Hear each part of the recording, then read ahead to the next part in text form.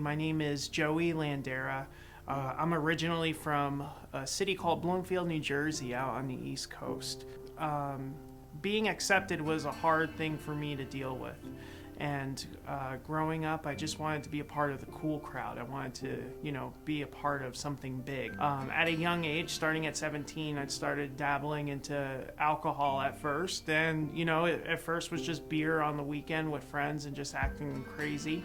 And then I went to a good private school for high school and I graduated. I did really well. I went to college, which was awesome because that was my mom's dream, was for me to go to college. And it went really well. At 17, I got my first internship in New York City. So I used to travel back and forth from school to New York. I started DJing and emceeing at all different clubs, at all different bars that you could think of within the tri-state area. And I actually got a chance to hang out with people like Britney Spears, 50 Cent, and just all these different people that in my time in society, they were looked at as like the biggest people. Like, you want to be like these people. You want to live the life like these people.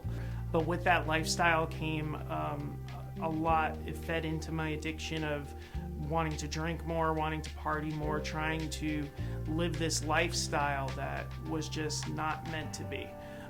So with that lifestyle came me diving into so many drugs. This lifestyle unfortunately brought me to a place of becoming homeless.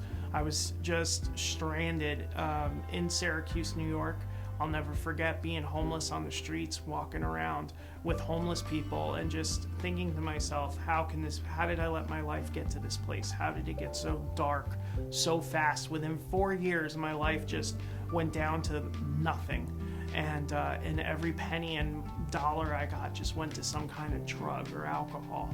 And I just wanted it to stop. I knew I wanted it to stop. It was just so hard and I didn't know how. And when you don't have money and you don't have insurance, you're like, well, where can I go? And I'm just so grateful for the Ministry of Teen Challenge and what they've done, because if it weren't for that woman that I met calling Teen Challenge for me and getting me inside this ministry, I could have been dead.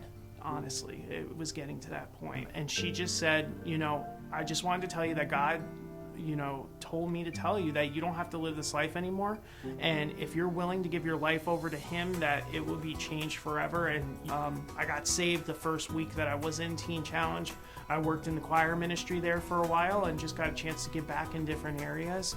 And I also met my wife, Amanda, and we married in September of 2009, and we've had 2 beautiful children. Nicholas was our first, he's 4 years old, and Zachary, who is now 1. And it's so much better now, not using drugs, not using alcohol, and being able to now use my story to help people that may be struggling with life-controlling issues.